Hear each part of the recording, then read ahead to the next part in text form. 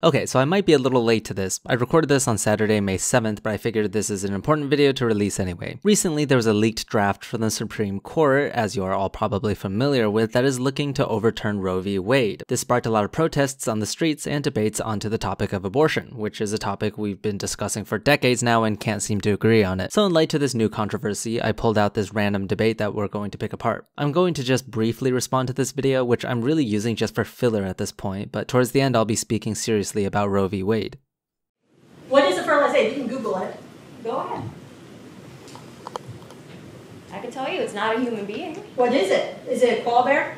So there's always a debate regarding what a fertilized egg is. Pro-life people think that's a real human being that deserves rights. I personally think that's the most ridiculous claim to have ever existed. Of course, science doesn't take a stance either way because there is no strict definition on what a human being is. There is no point defined that says when you become a human being. That being said, that doesn't mean we can't use science to help shape our own opinions, and that's exactly what I do. The more I get into science, the more I am pro-choice, and that is largely due to what the cells in your body actually are. The only difference between sperm and egg cells and fertilized eggs is the fact that they're combined, and the DNA that has been incorporated into the egg. At what defining moment at that stage does this become a human being? You can't define that moment because there is no solid threshold between non-human and human. But rather, like a bucket that is slowly being filled up by dripping water from above, it is a blur. It probably is somewhere in the development of the fetus due to the simplicity of a fertilized egg, but it most definitely does not happen at fertilization. If you want to make the argument that a fertilized egg is a human being, point me to the mechanism between the reproductive cells and a fertilized egg that caused this transition.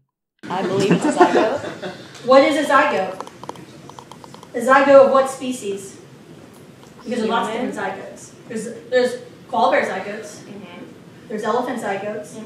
What is even the point of drawing a comparison to humans and animal zygotes? Pro-choice people aren't pro-choice because they're saying the cells are equivalent to the lives of other animals, but rather the zygote is essentially just a cell, so it's not the same as a full human being. You just wanted to put emphasis on the human part of it, but that's essentially not the point here. What's a zygote? You have Google, you tell me. A zygote is just a fertilized egg. I don't really like the idea of pointing out the word zygote because it's not particularly relevant to the discussion. It doesn't really matter if we use the term fertilized egg or zygote here. That part is just semantics. Fertilized egg is an embryo. An embryo is an early stage of development of a multicellular organism. In general, in organisms that reproduce sexually, embryonic development is part of the life cycle that begins after fertilization and continues to the formation of body structures. Mostly right, but strictly defined by scientific definitions, a fertilized egg is not actually an embryo. I mean, I guess we don't particularly have a strict definition of embryo, but usually it requires a couple rounds of division before we can consider it an embryo. That's if we're talking strictly about zygotes here, which I know the issue of abortion extends beyond that. A fertilized egg is an embryo or a zygote. No matter how you want to call it, that's a member of our human being. You're using a dehumanizing term to dehumanize human beings in the earliest stages by saying, oh, it's just a fertilized egg. That definition you read has absolutely nothing to do with it being a human being. Where did he even get that from? Just because it eventually becomes a human does not mean it currently is one. Now, do we scientists even know when it becomes a human being? No, we don't, because there's no strict definition. It's impossible to have one, so stop saying the word human being as if it means anything here. A fertilized egg, when sperm meets egg, bam! A unique human life comes into existence with a brand new genetic code that's never existed before and will never exist again. That's a dumb claim that has no basis in science or logic. I challenge pro-life advocates to tell me what exactly the mechanism is that turns a sperm and egg into a human being. What is the exact biological mechanism that somehow inserts the human part into that cell? And that new genetic code, life. What is it? Is it dead? It's not alive. It's not a life. Wait. How can it grow into a baby if it's not alive? I think the pro-choice college student here isn't particularly making the case well. It doesn't matter if it's alive or dead. Sperm and egg cells are both alive, but they don't have the same value as a human being. That being said, there really is no significant biological difference between sperm, eggs, and zygotes. So that's something else that pro-lifers will have to defend. I'm going to skip a little bit here because, like I said, I don't think the college student here is making great arguments, and I never meant for this to be a video that long anyway.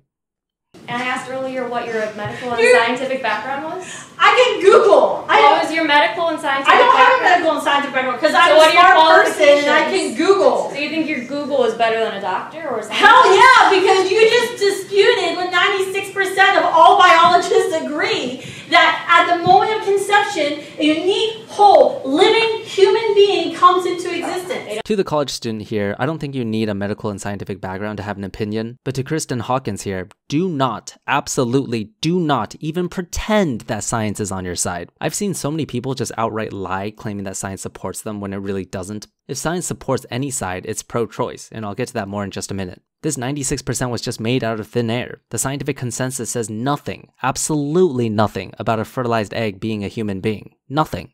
You want to call it a fertilized egg. It's also called, via Google, an embryo or zygote. Those are stages in every person's life. You didn't come from an embryo or fertilized egg. You once were one. See, that's just ridiculous and just plays on semantics at this point. Oh, I didn't come from sperm and egg cells. I once were one. Oh, I didn't come from random molecules in the universe. I didn't come from stardust. I once were one.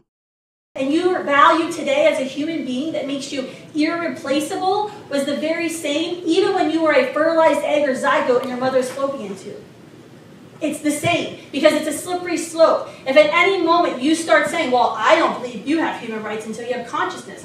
I don't believe you have human rights until you fully have the ability to reproduce. You don't have human rights until you're fully grown. That's a slippery slope because every single one of us would come up with a different definition of when human rights begin. It's not a slippery slope because we have a hard upper limit, which is when the baby is born. Anything after that and you're mostly defining a full-on human person regardless of what we used as definition for embryos and fetuses. In fact, I'd say it's a pretty slippery slope in the opposite direction. If you say a zygote is a human being, what's not to say that sperm and egg cells are too? Should we be harvesting everyone's sperm and egg cells? Should we be arresting every single person out there because they end up killing their own reproductive cells? Okay, look, at the end of the day, we're just arguing semantics on what should be considered a human being and what shouldn't be. That actually doesn't matter. We make decisions and laws based on the pros and cons of each choice. We know exactly what a zygote, embryo, or fetus is, its value and its potential. That doesn't change regardless of what you define it as. Now, the real question is that thing worth saving over the rights of women and the ability to make that choice of termination? The question of that now becomes a moral one, outside the strict facts of science, and people are obviously going to have differing opinions. But considering the benefits of abortion to the mother, the parents, and to the baby itself, I think the answer is pretty obvious, and the meta-analyses have shown that as well. You can find the links in the description. And by the way, what's the Supreme Court's background on science? Because I'm pretty damn sure in Roe versus Wade, the 7 men that ruled in Roe versus Wade literally started out the decision saying, we're not scientists or philosophers here. I wish scientists were the ones that were making these decisions. And me too, because 96% of them agree that human life begins at the moment of conception. The question is that human life valuable? You're like arguing yourself in a way it doesn't sound great for you.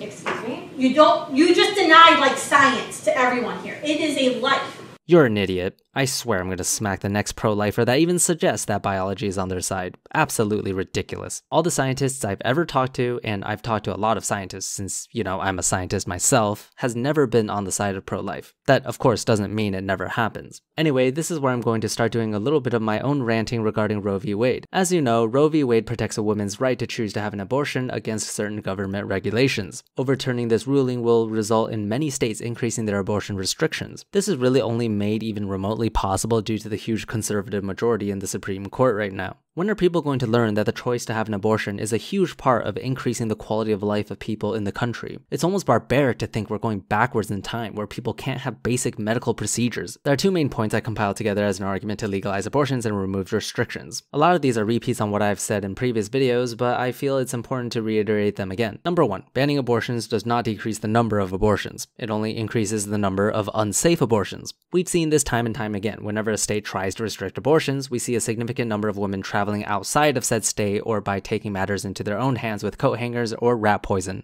A lot of these improvised methods could leave the woman with permanent damage or even death. And traveling to other states is definitely the more mild solution. People who are poor or can't afford to travel to another state will opt for the horrifying option too. If people are going to have abortions anyway, why not provide a safe way to do so? This point should negate everything a pro-lifer would say. Point number two, nobody likes abortions, but rather we see them as a necessary and small sacrifice to the benefits it provides. Terminating a fetus is not something we cheerfully encourage, but the solution to terminating fewer fetuses is not to restrict abortions, it's to provide better sex education and access to contraceptives. Since many conservatives believe that life starts at conception, all we have to do is prevent conception to begin with. You can't stop the sexual drive of people, but you can stop the fertilization action itself at little to no cost. We should keep abortions available as a last resort. for, not because we enjoy having abortions, but rather we enjoy having a right to choose. If we made education and contraceptives available to everyone, then there will be less of a need to have abortions. This method will prove to be more effective at lowering the number of abortions, both safe and unsafe, than just outright banning abortions. These are just 2 points that are valid regardless of if you think a zygote is human life or not. They work because it doesn't matter your actual motivations for or against abortions. But that's only part of the picture on why I am pro-choice. And actually, saying pro-choice doesn't even encompass everything it is that we stand for.